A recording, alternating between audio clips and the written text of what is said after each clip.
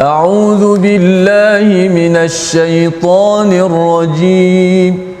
بسم الله الرحمن الرحيم.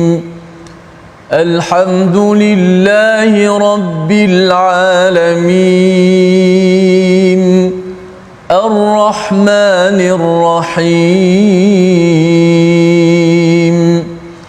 مالك يوم الدين. إياك نعبد وإياك نستعين. اهدنا الصراط المستقيم.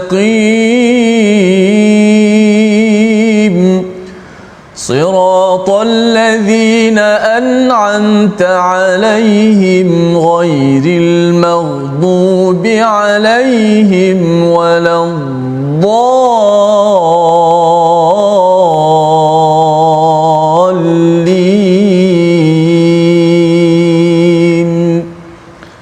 آمين. إن الحمد لله نحمده ونستعينه ونستغفره ونعوذ بالله من شرور أنفسنا ومن سيئات أعمالنا. من يهده الله فلا مضل له ومن يضلله فلا هادي له. أشهد أن لا إله إلا الله وحده لا شريك له وأشهد أن محمدا عبده ورسوله. رب اشرح لي صدري ويسر لي أمري واحلل عقدة من لساني يفقه قولي. أما بعد. Assalamualaikum warahmatullahi wabarakatuh. Apa khabar tuan-tuan dan puan-puan di luar sana? Moga tuan-tuan dan puan-puan sentiasa berada dalam keadaan sihat walafiat insya-Allah taala. Pada hari ini insya-Allah kita akan mentadabbur halaman yang ke-561 ya, halaman 561. Mungkin tuan-tuan bolehlah membuka al-Quran tu awal-awal ya, halaman 561 iaitu bahagian yang kedua ataupun muka surat yang kedua daripada surah At-Tahrim, surah At-Tahrim ya. Dan alhamdulillah pada hari ini juga kita ditemani oleh tidak lain dan tidak bukan sahabat saya Al-Fadil Ustaz Tirmizi. Apa khabar Ustaz? Baik, alhamdulillah. Alhamdulillah. Sedar tak sedar penghujung juzuk 28 dah. Allahu akbar. Cantik dah ni. Tak lama lagi dah nak khatam ni. Dan saya yakin penonton-penonton pasti rasa macam teruja kerana biasanya masuk juzuk 28, 29 akan banyak surah-surah yang biasa dibaca, surah-surah pilihan. Betul, ya betul. Maksud dia bila kita ceritakan tentang surah yang kita dah hafal, dia punya penghayatan tu lebih, kan? Jadi menarik juga Ustaz bila Ustaz sebut tentang perkara ini. Bila kita memahami surah itu, bila kita katakanlah kita faham, kan? Jadi bila kita baca di dalam solat, penghayatan tu lebih. Itu yang kita nak tu, penghayatan kita akan lebih. Jadi khusyuk untuk solat itu lebih mudah. Contoh kalau kita dengar orang bercakap bahasa yang kita tidak faham, contoh bahasa Cina ke, kita tak faham, bagaimana kita nak menghayati? Tetapi kalau kita sudah ada pemahaman, maka penghayatan tu lebih mudah untuk nak dilakukan. Alhamdulillah, insya-Allah Ustaz. Jadi kita buka dahulu majlis kita ini dengan doa ringkas. Allahumma 'allimna ma yanfa'una wanfa'na bima 'allamtana wazidna ilma. Dan tuan-tuan dan puan-puan jangan lupa untuk apa? Untuk like dan share Facebook kita agar kebaikan yang kita dapat pada hari ini dapat dikongsi bersama dengan orang-orang yang lain. Sebelum kita pergi dengan lebih mendalam, kita lihat terlebih dahulu sinopsis untuk halaman 561, iaitu apa yang akan kita bincangkan pada hari ini. Yang pertama adalah anjuran untuk taubat nasuha dan berjihad melawan kaum kafir dan munafik, dan itu disebut pada ayat yang ke-8 dan yang ke-9. Kemudian akan diceritakan tentang beberapa contoh perempuan mukminah dan juga perempuan kafir, iaitu akan disebutkan pada ayat yang ke-10 dan ayat yang ke-12 ya. Jadi insya-Allah sebelum kita nak menceritakan tentang poin yang pertama tadi, iaitu tentang taubat nasuha, saya nak minta terlebih dahululah Al-Fadhil Ustaz untuk membaca daripada ayat yang ke-8 sehinggalah ayat yang ke-9. Fadhil Ustaz. Baik, alhamdulillah, terima kasih Fadhil Dr. Muhammad Arif Musa, pentadabbur kita. Alhamdulillah, penonton-penonton, sahabat-sahabat pencinta Al-Quran semua, surah At-Tahrim muka surat yang ke-561 semua dah bersedia insya-Allah. Kita akan baca pada ayat ke-8 hingga ke-9, dua ayat terlebih dahulu. Sudah pasti sebagaimana pencerahan ataupun sinopsis yang disebut oleh doktor tadi, anjuran untuk kita bertaubat kepada Allah Subhanahu Wa Taala dengan taubat nasuha. Bahkan perkataan yang selalu kita dengar, taubat yang nasuha. Bahkan ada anak-anak pun dapat anak letak nama Nasuha. Allah. Jadi hari ini kita tak tahulah apa yang dimasukkan dengan taubat nasuha, taubat yang macam mana tu. Sebab betul. Penting hidup kita ni kalaulah kita meninggalkan dunia ni Allah Taala terima taubat kita, itulah kita rasa paling bermakna dengan husnul khatimah tersebut. Jom kita baca terlebih dahulu dengan Taranum Bayati permulaan ini ayat 8 hingga 9.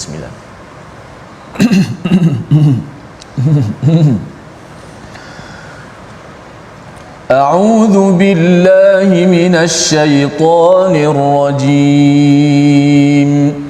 Bismillahirrahmanirrahim. Ya ayyuhalladzina amanu tubu ila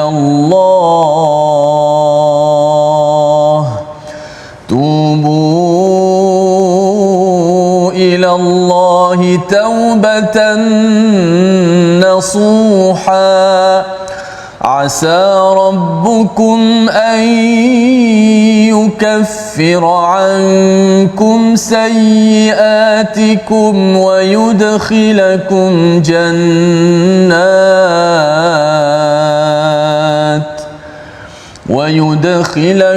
جنات تجري من تحتها الأنهار يوم لا يخزي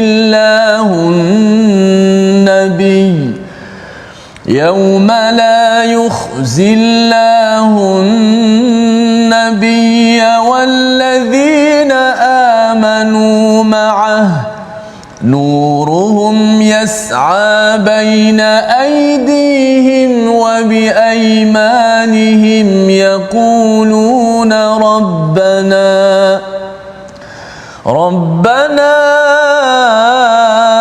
أتمم لنا نورنا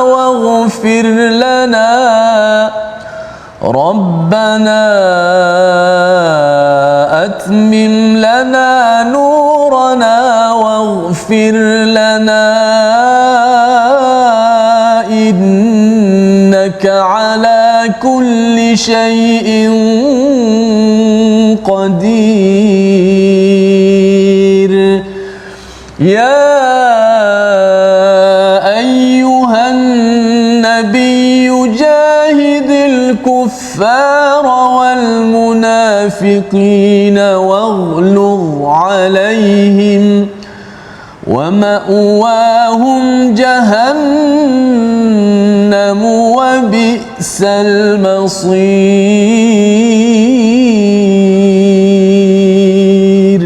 Sadaqallahul azim. Wahai orang-orang yang beriman, bertaubatlah kamu kepada Allah dengan taubat nasuha. Mudah-mudahan Tuhanmu akan menghapuskan kesalahan-kesalahan kamu dan memasukkan kamu ke dalam syurga yang mengalir di bawahnya beberapa sungai. Pada hari Allah tidak akan menghinakan Nabi dan orang-orang yang beriman bersama-sama dengannya. Cahaya iman dan amal soleh mereka bergerak cepat di hadapan dan di sebelah kanan mereka semasa mereka berjalan. Mereka berkata ketika orang-orang munafik meraba-raba dalam gelap gelita, wahai Tuhan kami, sempurnakanlah bagi kami cahaya kami dan limpahkanlah keampunan kepada kami, sesungguhnya Engkau Maha Kuasa atas tiap-tiap sesuatu. Ayat ini tuan-tuan dan puan-puan menjelaskan kepada kita tentang peri pentingnya kita bertaubat kepada Allah Subhanahu Wa Taala. Tetapi sebelum itu, jikalau kita lihat pada halaman yang ke-560, iaitu halaman yang sebelumnya, ayat-ayat yang di bawah itu, di mana pada ayat yang ke-6 kita sudah ceritakan semalam bagaimana Allah Subhanahu Wa Taala memerintahkan agar kita memelihara diri kita dan juga ahli keluarga kita daripada api neraka. Ya, dan bagaimana kita memelihara diri kita dan ahli keluarga kita daripada api neraka adalah dengan kita patuh kepada segala perintah Allah Subhanahu Wa Taala dan kita menjauhi segala larangannya. Bila kita menceritakan tentang ahli keluarga kita, maksudnya kita perlu mendidik mereka. Seorang suami perlu mendidik isteri dan anak-anaknya. Seorang isteri juga Jikalaulah suami itu tidak menjalankan tanggungjawabnya dengan baik, maka dia hendaklah menjalankan ataupun dia hendaklah menampung kekurangan tersebut dalam mendidik ahli keluarganya agar dipelihara oleh Allah daripada api neraka. Tetapi sebagai seorang insan biasa, kan, kita akan berusaha sedaya mungkin untuk memelihara diri kita dan ahli keluarga kita daripada api neraka. Tapi apakan daya, seorang insan, kita kata kita biasa melakukan kesalahan. Buatlah macam mana pun, kita tetap akan melakukan kesalahan. Kerana itu Nabi SAW menyebut kullu bni adam khata' wa khairal khata'in at-tawwabun. Setiap anak Adam itu pasti akan melakukan kesalahan, dan bukan kesalahan sikit-sikit, kesalahan yang banyak. Tetapi orang yang paling baik, iaitu orang yang melakukan kesalahan yang paling baik, adalah mereka yang banyak bertaubat. Kerana itu diceritakan pada halaman yang ke-561, setelah mana kita telah berusaha untuk menjaga diri kita, menjaga menjaga anak-anak kita daripada melakukan kesalahan, tetapi jika kita melakukan, maka Allah memberikan pintu yang lain kepada kita. Pintu untuk kita nak cover balik, pintu untuk kita nak tampung balik kekurangan tersebut, iaitu dengan taubat nasuha. Sebab itu kalau tuan-tuan perhatikan pada ayat ini, menarik ya. Ya ayyuhalladzina amanu, wahai orang-orang yang beriman, kan, iaitu mereka ini adalah orang yang beriman. Bukan kita kata orang kafir ke ataupun munafik ke, orang yang beriman. Kita sedang menceritakan tentang orang yang beriman. Apakah arahan tersebut? Apakah perintah yang Allah berikan? Tubu ilallah taubatan nasuha. Bertaubatlah kamu kepada Allah dengan taubat nasuha. Dalam erti kata lain, orang yang beriman sekali-sekala dia akan jatuh, sekali-sekala dia akan dengan sengaja ataupun tidak sengaja dia akan melakukan kesalahan, dia akan melakukan maksiat. Tetapi penting untuk kita beristighfar dan bertaubat. Tetapi di dalam ayat ini Allah menceritakan tentang satu taubat yang mana inilah taubat, kita kata taubat yang ultimatum lah. Inilah taubat yang hebat, yang paling hebat, iaitu taubat nasuha. Apakah itu taubat nasuha? Tadi Ustaz Tirmizi mungkin dah buka sedikit ruang untuk saya berbicara tentang taubat nasuha ya Ustaz. Taubat nasuha ni para ulama meletakkan beberapa syarat untuk kita nak mencapai taubat nasuha. Jadi ada setengah ulama mengatakan taubat nasuha ni adalah taubat as-sadiqah. Taubat yang betul-betul kita ikhlas, al-khalisah, yang kita ikhlas kepada Allah Subhanahu wa taala. Ya, taubat nasuha ni dia tidak lari daripada beberapa syarat. Ada setengah ulama mengatakan yang pertama sekali adalah kita al-iqla' 'anil dzam, yang mana kita perlu meninggalkan dosa yang telah kita buat. Contoh, kalau ada seseorang itu dia bergulung dalam dosa zina, maka benda pertama yang perlu dibuat adalah dia perlu menarik diri daripada perbuatan tersebut. Kalaulah dia berada dalam sentiasa bermuamalah dengan riba, dan saya yakin ramai di luar sana yang masih lagi bermuamalah dengan riba, maka untuk kita menjayakan taubat nasuha kita, benda pertama yang perlu kita buat adalah menarik diri, berhenti, al-iqla' 'anil dzam, kita berhenti daripada melakukan dosa tersebut. Yang kedua adalah an-nadmu 'alal fi'l. Maksud dia kita menyesal, kan? Kalau dia setakat tarik diri tapi dia kata aku okey je, kan, kalau buat balik pun sebenarnya tak ada masalah pun, maka itu belum lagi mencapai taubat nasuha. Perlu ada penyesalan. Kita tahu bahawa selama ni kita membuat satu dosa yang sangat besar kepada Allah Subhanahu wa taala, maka sekarang kita rasa menyesal. Dan yang ketiga adalah al-azmu alla ya'uda ilaih. Maksudnya kita berazam untuk tidak lagi kembali untuk buat perkara tersebut. Contoh, kalau sebelum ni kita bermuamalah dengan riba, maka sekarang bila mana kita telah berhijrah, kan, alalan kita sedang bersiaran di TV Al-Hijrah, so kita ceritalah kalau kita sudah berhijrah, maka kita tidak mahu lagi kembali kepada muamalah riba tersebut. Jadi azam itu sangat penting. Dan Al-Imam Al-Qurtubi rahimahullah menambah yang keempat adalah muhajaratu sayyi'ul ikhwan. Maksudnya kita meninggalkan influence, maksudnya kita meninggalkan pengaruh-pengaruh yang buruk yang di sekeliling kita. Contoh, kan, kalau kita ni kadang-kadang manusia ni dia terkesan dengan keadaan sekeliling, kan. Jadi kadang-kadang bila kita berada dalam kalangan mereka yang minum arak, lama-lama kelamaan ada kemungkinan kita juga akan minum arak. Kalau kita bermuamalah, kita ramai di sekeliling kita orang-orang yang bermain dengan riba, yang buat loan pun loan riba, kan, maka lama kelamaan kita akan rasa benda tu biasa, kan. Jadi di situ kena nampak muhajaratu sayyi'ul ikhwan, kita meninggalkan golongan-golongan ini supaya kita tidak lagi terjerumus dalam perbuatan tersebut.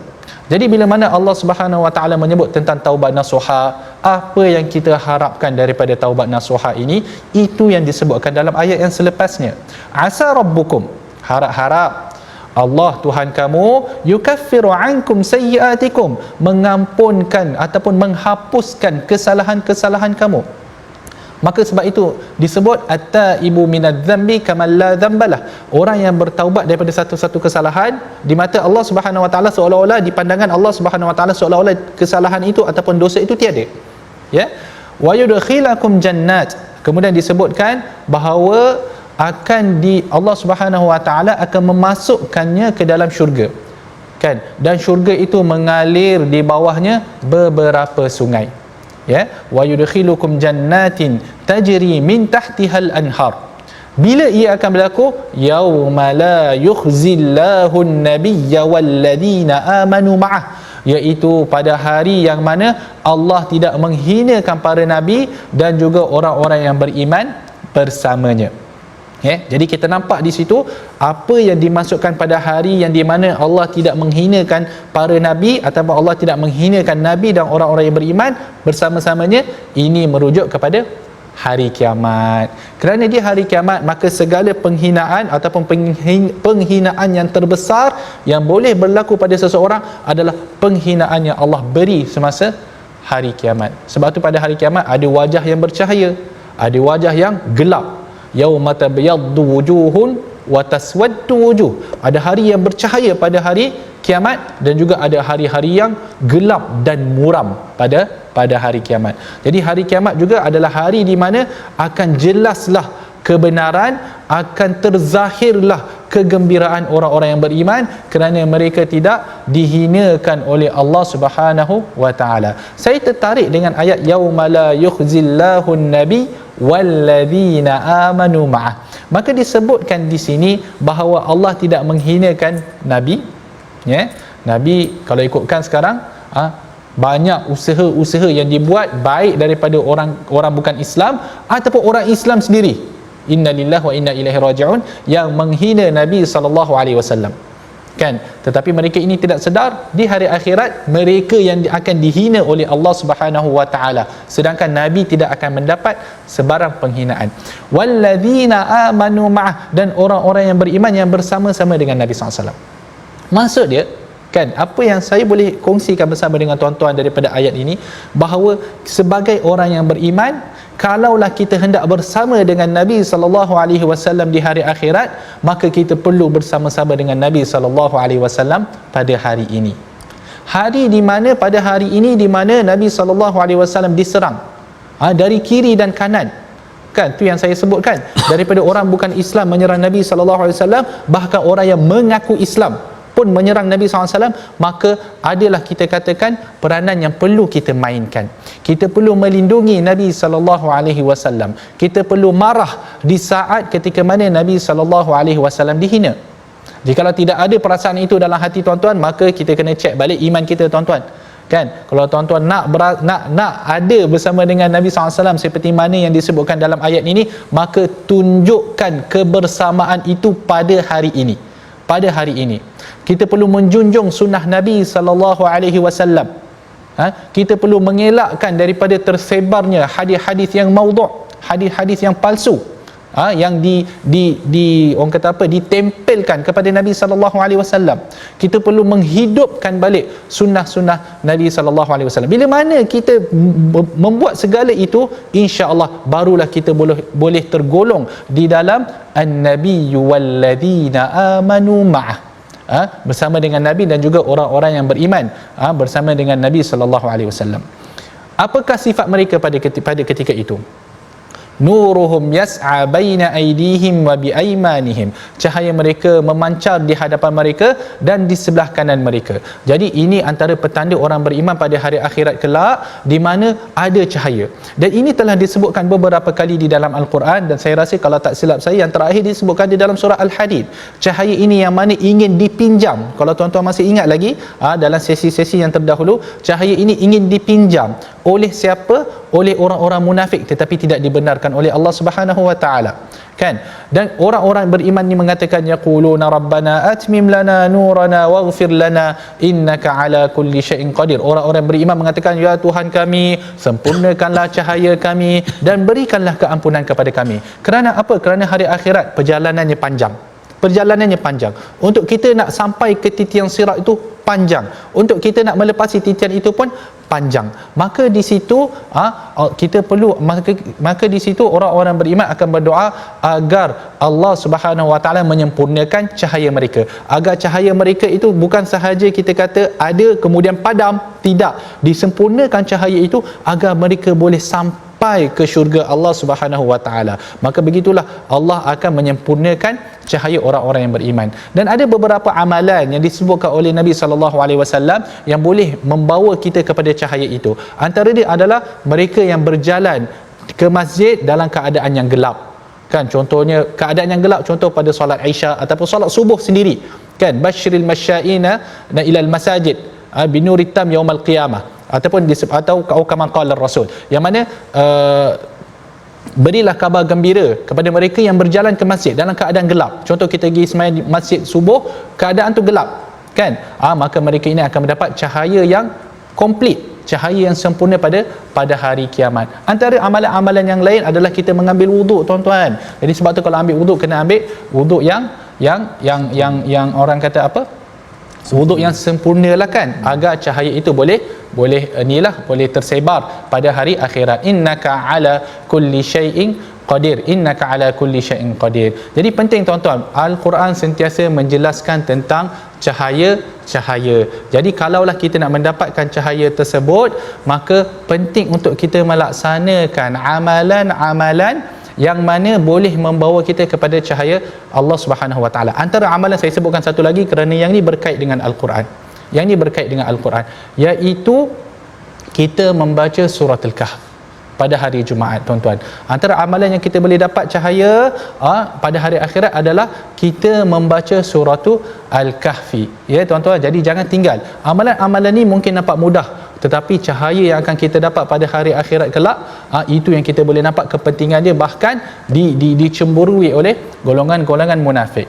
Kemudian Allah Subhanahu wa taala menyebut, ya ayyuhan nabiyyu jahidil kuffara wal munafiqina waghlud alaihim wa ma'wahum jahannam wa bi'sal masir. Tak apa, tuan-tuan, ayat ini kita akan ceritakan sebentar lagi. Kita berehat terlebih dahulu. My Quran Time, baca, faham, amal.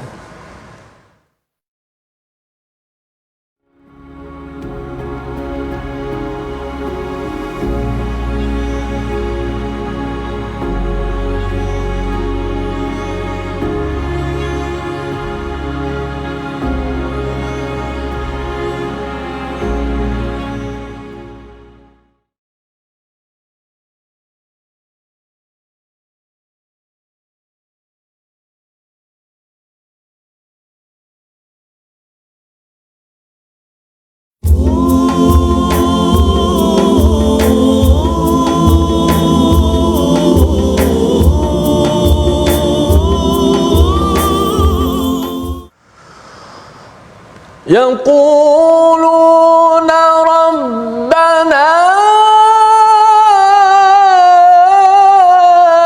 أتمم لنا نورنا واغفر لنا إنك على كل شيء qadir.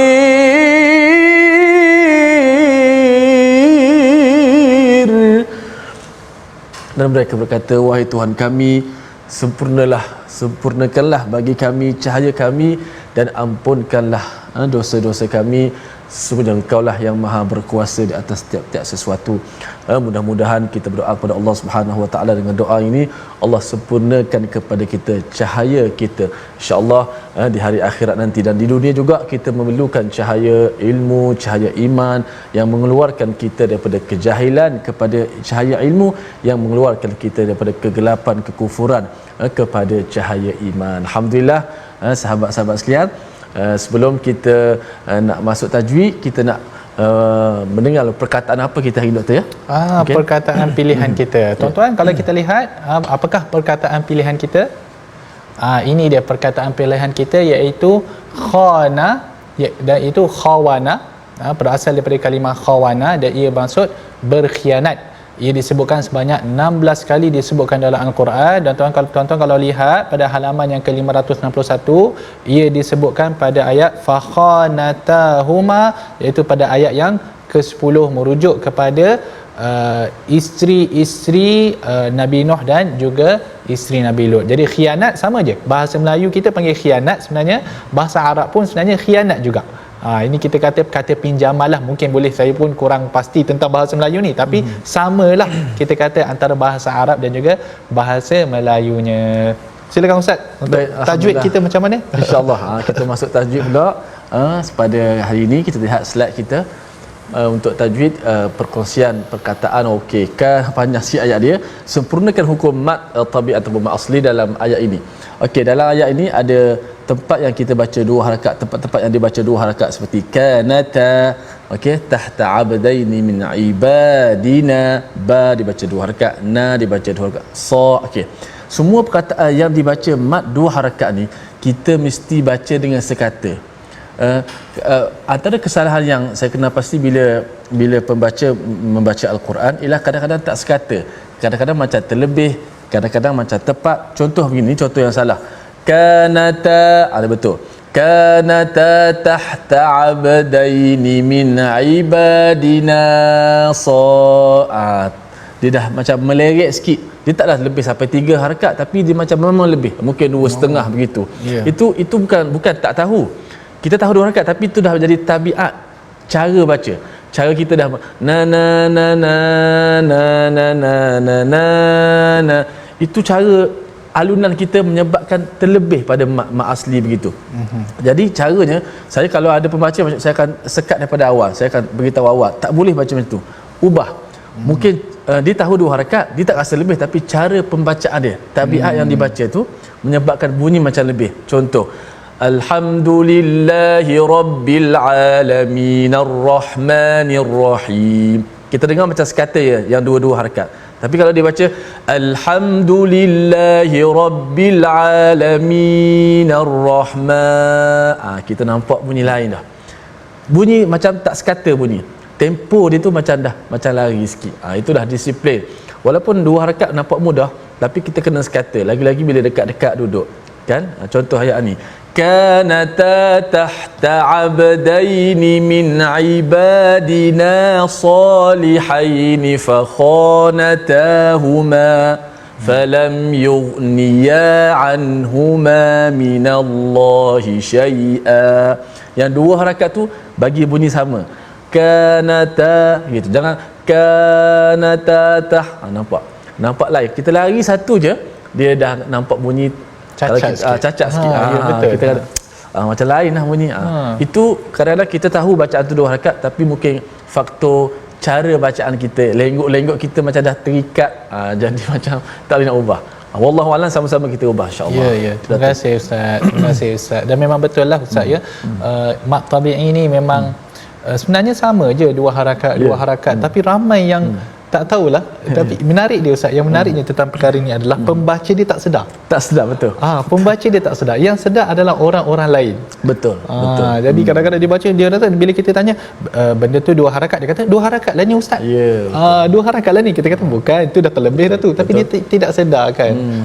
Jadi itulah perlu kepada kita bertalaqi dan bermusyafah. Terima kasih Ustaz atas penjelasan yang begitu baik tentang ilmu tajwid. Sama-samalah kita cuba perbaiki bacaan kita. Biarlah bacaan kita pada hari ini lebih elok daripada bacaan kita pada hari semalam dan orang kata dari hari ke hari kita akan meningkatkan lagi kemahiran bacaan al-Quran kita, insya-Allah. Jadi kita kembali kepada tafsir, kepada tadabbur kita pada ayat yang ke-9.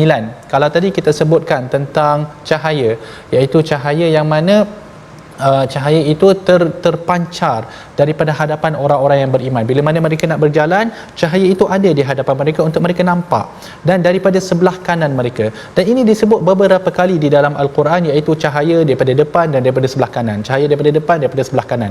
Adakah cahaya itu sebelah kiri tak ada? Tidak. Cahaya itu akan meliputi diri mereka itu. Tetapi kenapa dikhususkan sebelah kanan? Ini para ulama menyebutkan tashrif wa takrim. Kerana ia menunjukkan kemuliaan sebelah kanan. Sebab tu bila disebutkan tentang ahli syurga, disebutkan wa ashabul yamin, golongan-golongan sebelah kanan, orang-orang yang beriman, bagaimana mereka akan mengambil catatan amalan mereka, mereka akan ambil daripada tangan sebelah kanan. Ya, sebab tu bila kita makan, tuan-tuan, ni ramai ni, saya sedar kalau kita pergi restoran, kita tengok kadang-kadang orang Islam kita makan sebelah kiri juga, kan, walaupun dididik daripada kecil supaya makan sebelah kanan, masih ada yang makan sebelah kiri. Jangan, itu dilarang oleh Nabi SAW. Kerana apa? Kerana itu adalah antara perbuatan syaitan, kan. Jadi kita hendaklah mengikut sunnah Nabi SAW. Jadi kanan dan kanan. Jadi kerana itu cahaya juga itu akan datang daripada sebelah kanan. Tashrif wa takrim, kemuliaan sebelah kanan. Jadi kalau kita nak tergolong dalam golongan kanan, maka perbanyakkanlah, kalau nak makanlah dengan tangan sebelah kanan juga, ya. Yaquluna rabbana atmim lana nurana waghfir lana. Jadi Tuhan mereka berkata, Tuhan kami, sempurnakanlah cahaya bagi kami dan berikanlah keampunan kepada kami. Jadi tengok, kalau kita lihat semasa kita sedang melalui titian sirat itu pun, kita masih lagi mengharapkan pada Allah Subhanahu Wa Taala. Kita masih berdoa kepada Allah Subhanahu Wa Taala. Janganlah kita jadi orang yang pada masa tu baru terfikir nak berdoa. Atas dunia ni tak terfikir langsung nak berdoa, kan. Bila kat sana, bila nak berdoa, kalau kita bukan jenis orang yang berdoa atas dunia, di akhirat sana, adakah tuan-tuan rasa doa itu akan dikabulkan? Semestinya doa yang penting adalah doa kita pada masa ini, kan, di atas dunia, ketika mana Allah masih lagi mengabulkan doa-doa orang yang beriman, maka pada waktu ni kita berdoa. Kalau tuan-tuan nak ambil pun doa seperti mana yang dibacakan Al-Fadhil Ustaz tadi, doa ini nak baca Rabbana atmim lana nurana wa fil, baca sekaranglah waktu untuk kita nak baca, ya, walaupun konteks ayat ini menceritakan tentang golongan itu pada waktu itu. Kemudian Allah Subhanahu Wa Taala menyebut innaka ala kulli syai'in qadir, Allah berkuasa atas segala sesuatu. Kemudian ya ayyuhan nabi yujahidil kuffar, wahai Nabi, perangilah orang-orang kafir dan orang-orang munafik, dan bersikap keraslah terhadap mereka, kan. Maka di dalam ayat ini, kalaulah kita nak bersama dengan Nabi SAW, kalaulah kita nak mendapat cahaya pada hari akhirat kelak, maka berjihadlah melawan orang-orang kafir dengan pedang dan juga orang-orang munafik, dan bersikap keraslah terhadap mereka, kan. Al-Kuffar di sini semestinya ia merujuk kepada orang-orang kafir yang memusuhi Islam, orang-orang kafir yang kita katakan mereka hendak menyekat Islam, mereka hendak menghapuskan Islam dan juga orang-orang Islam. Maka di sini perlunya kita kepada jihad, ya. Wal munafiqin, yang ni golongan munafik ni memang bahaya, dan kita telah ceritakan tentang beberapa kali. Cuma saya pernah terbaca dalam salah satu komen, kadang-kadang kami ni kadang-kadang baca juga komen tuan-tuan di Facebook tu, kadang-kadang soalan, kan, orang bagi soalan, kan. Walaupun ini dalam episod yang lepas dia tanya, apa beza antara munafik dan musyrik? Tanya, kan. Mungkin kita tidaklah beri jawapan di situ kerana komen, masya-Allah tabarakallah, 1000 lebih komen, kan, tak mampulah untuk kami nak respon pada setiap komen itu, tapi kami mengambil maklum. Saya ceritakan sedikit tentang orang munafik. Orang munafik ni, orang musyrik terlebih dahulu. Orang musyrik adalah mereka yang memang zahir dia, memang kita dah tahu dia adalah orang kafir, ya, zahir memang mereka menzahirkan sifat kufur itu. Adapun orang munafik adalah mereka yang menzahirkan Islam, tetapi sebenarnya di dalam hati mereka kafir terhadap Allah Subhanahu Wa Taala. Mereka ini kita sebutkan sebagai musuh dalam selimut, ya. Jadi orang-orang munafik ni bahaya, kerana daripada luar kita nampak dia orang Islam, tetapi sebenarnya di dalam diri dia adalah orang kafir. Jadi mereka ini akan membawa pelbagai fitnah dan bahaya kepada umat Islam. Maka kerana itu Allah Subhanahu Wa Taala menyebut waghlud alaihim, dan bersikap keraslah terhadap mereka. Bersikap keraslah terhadap orang kafir yang memerangi kita, kan, yang memerangi kita. Yang tidak memerangi kita, kita dah sebutkan dahulu, kita boleh berbuat baik kepada mereka. Tetapi yang memerangi kita, yang nampak sangat mereka tidak suka kepada Islam dan orang-orang Islam, maka bersikap keraslah terhadap mereka. Terutama sekali orang-orang munafik pun sama juga. Kita perlu bersikap keras terhadap orang-orang munafik ini agar orang lain semua sedar bahawa bahaya yang dibawa oleh orang-orang munafik ini. Wa ma'wahum jahannam. Dan semestinya tempat tinggal mereka adalah di dalam neraka jahanam, iaitu orang-orang kafir dan orang-orang munafik. Wa bi'sal masir, dan itulah seburuk-buruk tempat kembali. Kemudian Allah Subhanahu wa taala membawa satu perumpamaan yang sebenarnya kalau kita lihat ia ada kaitan dengan halaman yang sebelum ini. Ia menceritakan tentang perempuan, iaitu Allah menyebut daraballahu mathalan lil ladzina kafaru imra'ata nuh wa imra'ata lut. Jadi daraballahu mathalan lil ladzina kafaru imra'ata nuhin wa imra'ata lut. Allah mengemukakan satu misal perbandingan yang menyatakan tidak ada manfaatnya bagi orang-orang kafir berhubung rapat dengan orang-orang mukmin selagi mereka tidak beriman dengan sebenar-benarnya. Ustaz, seingat saya belum lagi bacaannya tu. Belum lagi.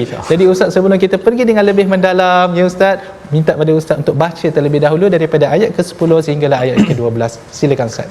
Baik, alhamdulillah, terima kasih Dr. Haris. Jom sama-sama kita baca ayat yang ke-10 hingga ke ayat yang ke-10 hinggalah ayat yang ke-12. Okey, sampai ini.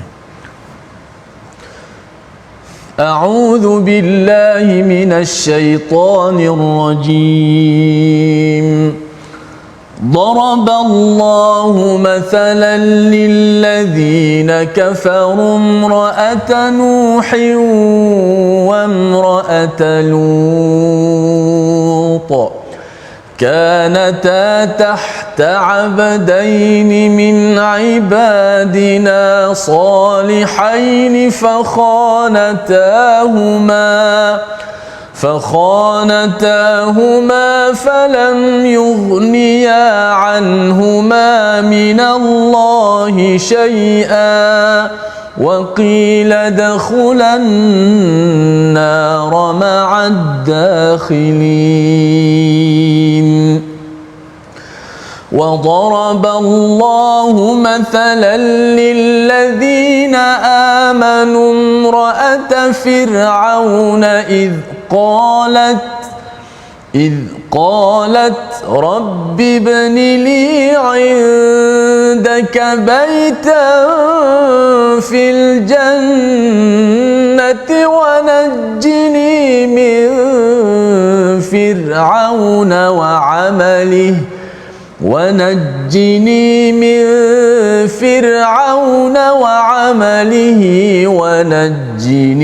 من القوم الظالمين ومريم ابنة عمران التي أحصنت فرجها فنفخنا فيه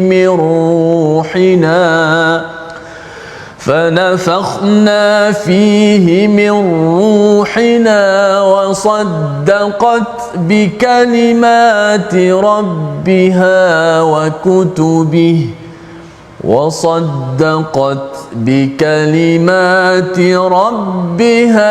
وكتبه وكانت من القانتين. Sadaqallahul Azim. Allah mengemukakan satu misal perbandingan yang menyatakan tidak ada manfaatnya bagi orang-orang kafir berhubung rapat dengan orang-orang mukmin selagi mereka tidak beriman dengan sebenar-benarnya, iaitu perihal isteri Nabi Nuh alaihi salam dan isteri Nabi Nuh dan juga isteri Nabi Lut. Mereka berdua berada di bawah jagaan dua orang hamba yang soleh daripada hamba-hamba kami. Dan pada itu mereka berlaku khianat kepada suami masing-masing, maka kedua-dua suami mereka tidak dapat memberikan sebarang pertolongan kepada mereka daripada azab Allah Subhanahu wa taala. Dan sebaliknya dikatakan kepada mereka berdua pada hari pembalasan, masuklah kamu berdua ke dalam neraka bersama-sama orang yang masuk neraka. Jadi Allah Subhanahu wa taala sedang membawakan satu misal perbandingan, satu kita katakan satu tauladan lah, ya.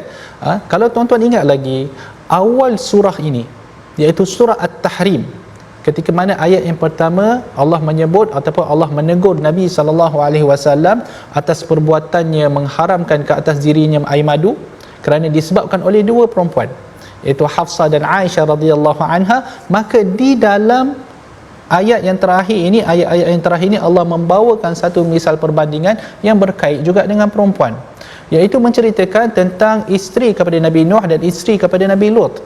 Ya, kedua-dua nabi ini semestinya mereka adalah orang yang soleh, kerana itu disebut min ibadina salihin, daripada kalangan hamba-hamba kami yang soleh. Tetapi bukan bermaksud suami yang soleh automatik isteri itu dapat tiket free masuk ke syurga. Tidak. Bahkan isteri itu perlu berusaha. Sebagaimana Aisyah dan Hafsah mereka bersuamikan dengan lelaki yang paling mulia di atas dunia ini, iaitu baginda Nabi sallallahu alaihi wasallam, mereka tetap perlu berusaha. Tidak hanya mencakupi dengan bersuamikan kepada Nabi dan mereka boleh buat sewenang-wenangnya apa yang mereka lakukan, apa yang mereka inginkan. Tidak. Bahkan mereka juga perlu berusaha. Dan disebutkan oleh para ulama tafsir, isteri Nabi Nuh ni, dikala Nabi Nuh sedang berdakwah kepada kaumnya, ya, isteri Nabi Nuh ni, orang lain menuduh Nabi Nuh dia mengatakan dirinya gila, dia pun sama-sama join. Ustaz, masalah sungguh, bukan dia nak support suami dia dalam berdakwah, dia sama-sama join, kata oh memang suami aku ni gila. Kan? Jadi bagaimana? Kan? Termasuk juga dalam isteri Nabi Lut. Kalau tuan-tuan ingat lagi, disebutkan daripada juzuk yang ke-27 dalam surah Az-Zariyat, menceritakan bagaimana Nabi Lut menerima tetamu-tetamu dari kalangan para malaikat. Maka isteri Nabi Lut tu yang membongkarkan tentang perihal tetamu tersebut. Nabi Lut cuba untuk nak menjaga supaya orang tidak sedar. Kerana apa? Kerana para malaikat yang datang menziarahi Nabi Lut adalah mereka yang berwajah handsome. Kan, memang itu adalah ujian sebenarnya yang Allah ingin berikan kepada kaum Nabi Lut. Tetapi isterinya itu yang membongkarkan. Jadi fakhanatahuma, mereka mengkhianati kedua-dua nabi tersebut.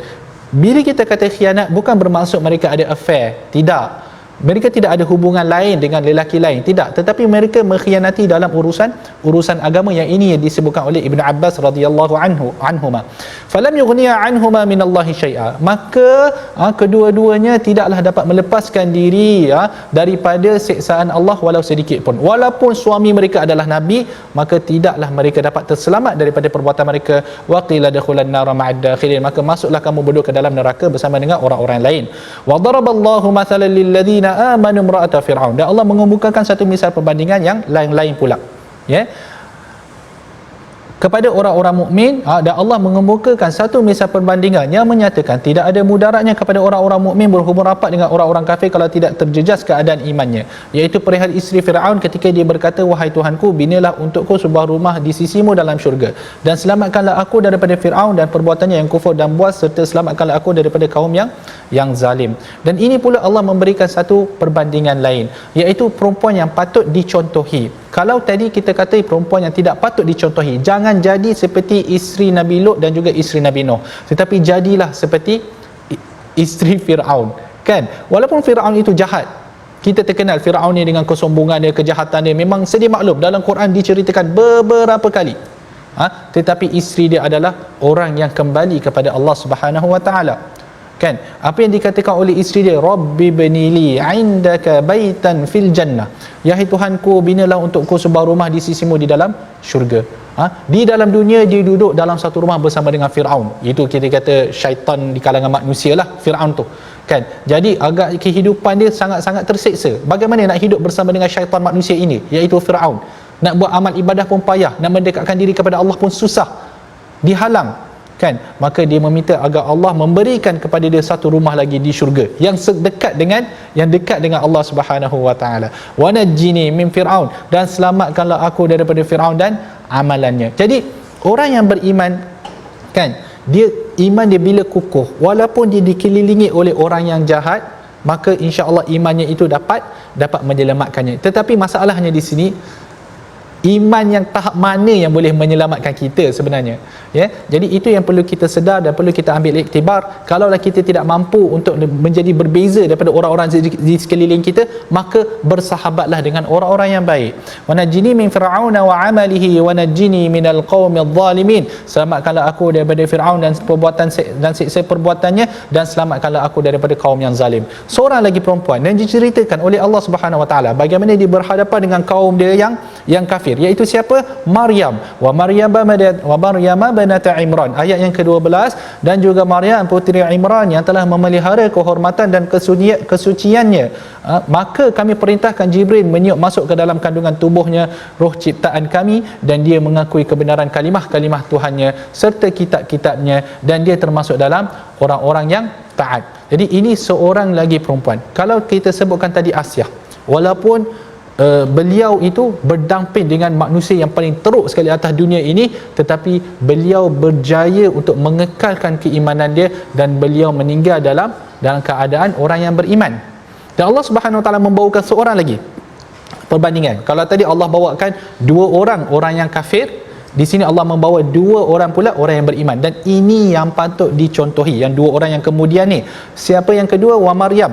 Maryam ini seperti mana yang kita pernah ceritakan kita ceritakan dahulu di dalam surah Ali Imran, bagaimana dia adalah orang yang seorang manusia yang banyak beribadah kepada Allah Subhanahu Wa Taala, sehingga diturunkan makanan oleh Allah Subhanahu Wa Taala kepada beliau. Dan akhirnya apa yang diceritakan di dalam ayat yang ke-12, Allah menyebut tentang bagaimana Maryam ini adalah orang yang menjaga kehormatannya. Kenapa? Kerana apa disebutkan benda ni? Kerana dia dituduh oleh kaumnya berzina. Bila mana Maryam ni mengandung Nabi Isa alaihi salam, tanpa ada sentuhan daripada seorang lelaki, dia dituduh berzina. Tetapi Maryam ini bersabar dan terus menerus melaksanakan tanggungjawabnya. Fanafakhna fihi min ruhina, Allah meniupkan ke dalamnya daripada roh Allah Subhanahu Wa Taala.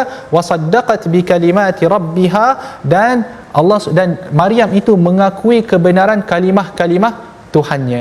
Beliau menerima kalimah Tuhannya dengan tenang, dan beliau percaya. Itu yang Allah nak daripada kita, daripada perempuan-perempuan dan laki-laki di sana, bahawa kita perlu membenarkan kata-kata Allah dan kitab-kitabnya, dan kita perlu menjadi dari kalangan orang-orang yang taat kepada Allah Subhanahu Wa Taala. Jadi kita lihat terlebih dahulu tindakan dan resolusi kita pada hari ini. Yang pertama adalah segera bertaubat dan istiqamah dalam kebaikan serta tidak mengulangi kesilapan lalu. Yang kedua, bersikap tegas dan tegakkan kebenaran kepada penentang agama Islam. Yang ketiga, ambil panduan Al-Quran untuk menjadi muslimah yang terbaik. Jadi inilah tiga perkara yang kita boleh laksanakan hasil daripada tadabbur kita pada halaman yang ke-561. Ya tuan-tuan, jadi saya rasa setakat itu sahaja sesi tadabbur kita pada hari ini. Saya nak mohon daripada Al-Fadhil Ustaz untuk membacakan doa. Bismillahirrahmanirrahim. Alhamdulillah wassalatu wassalamu ala Rasulillah. Allahumma taqabbal minna salatana wa siyamana wa qiyamana wa taubatana innaka antas samiul alim. Ya Allah, Tuhan kami, terimalah taubat kami. Ya Allah, ampunkanlah dosa kami. Ya Allah, berilah kekuatan kepada kami untuk kami meninggalkan perkara-perkara yang dilarang. Ya Allah, berilah kekuatan kepada kami untuk kami meninggalkan maksiat. Ya Allah, berikanlah kekuatan kepada kami, rezekikanlah kepada kami husnul khatimah. Ya Allah, ya Allah, berilah kekuatan kepada kami untuk melakukan amalan-amalan salih. Ya Allah, jadikanlah kami suami-suami yang bertakwa, dan bantulah pasangan kami untuk menjadi kami yang bertakwa. Ya Allah, amin ya rabbal alamin. Wa sallallahu wasallam wa baraka ala Muhammad wa ala alihi wa sahbihi wasallam. Walhamdulillahi rabbil alamin. Alhamdulillah, terima kasih kepada semua penonton-penonton, sahabat-sahabat terus di dalam My Quran Time, dan saya mengajak kepada semua untuk sama-sama kita menyumbang dalam tabung gerakan Al-Quran. Moga-moga wakaf kita ataupun sumbangan kita memberi manfaat kepada ummah melalui ilmu ataupun pengajian Al-Quran kita. Dan juga jangan lupa saksikan ulangan My Quran Time pada malam ini dan juga esok pagi. Mudah-mudahan kita sentiasa istiqamah dengan Al-Quran. Terima kasih Doktor. InsyaAllah kita bertemu lagi dalam My Quran Time, baca, faham, amal. Assalamualaikum